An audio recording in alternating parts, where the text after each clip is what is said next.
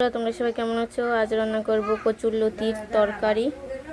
তো এখানে কচুর লতিগুলো ভালো করে বেছে নিয়েছি। এখানে আছে আদা জিরে বাটা, আর এখানে আছে কাজু বাদাম বাটা। তো চলো, প্রথমে কড়াইটা গরম হতে দিয়ে দিয়েছি, এবার তেল দিয়ে দেবো। তেল দিয়ে দিলাম। এখানে আছে 1 মুঠ রসুন, এটা ফোড়নে দিয়ে দেবো আর ভালো করে ভেজে নেবো একটু লাল লাল করে। এখানে দিয়ে দেবো আদা জিরে বাটা, ভালো করে মিশিয়ে নেব।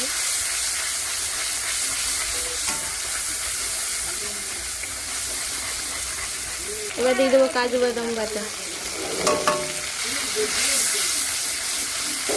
ভালো করে মিশিয়ে দেবো।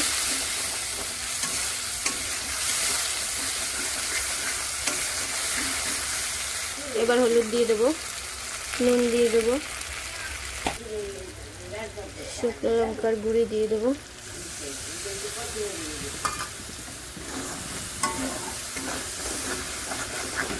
কালারটা দেখো।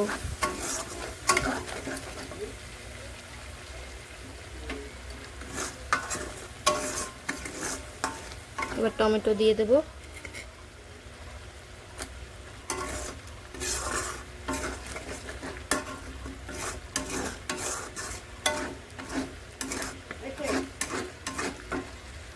এবার লতিগুলো দিয়ে দেবো।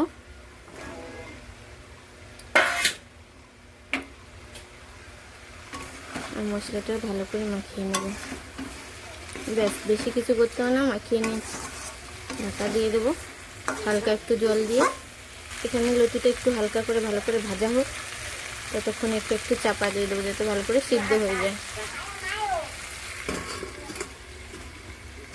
ব্যাস, এবার দেখবো এটা কতটা সিদ্ধ হলো।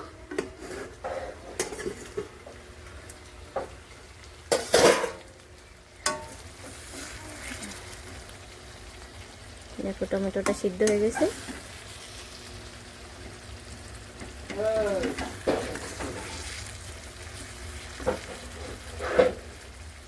লতিটা আর একটু সিদ্ধ হবে, তো আমি এখন জলটা দিয়ে দেবো আর আবারও ঢেকে রেখে দেবো কিছুক্ষণের জন্য। এবার জল দিয়ে দিলাম আর এটা ঢেকে রেখে দেবো। অল্পই জল দেবো, বেশি জল দেওয়ার দরকার নেই।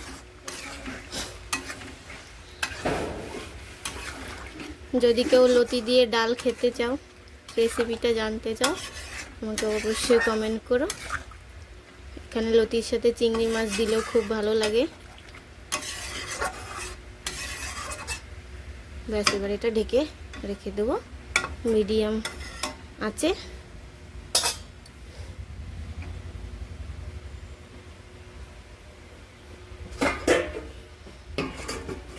ব্যাস, এবার ঢাকাটা খুলে নেব।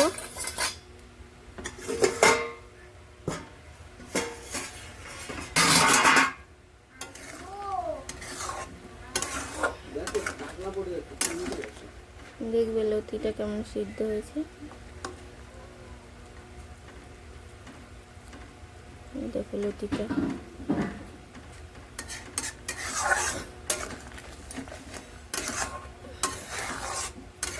আর একটু ঢেকে রেখে দিই, আর একটু হবে। দেখো লতিটা হয়ে গেছে। এবার গরম মশলা দেবো।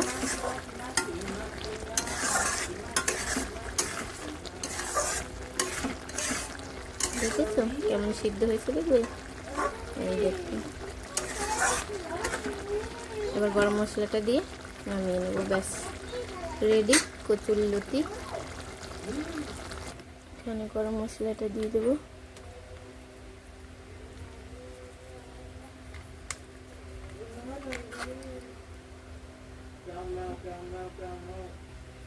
নেড়ে চেড়ে নামিয়ে নেবো।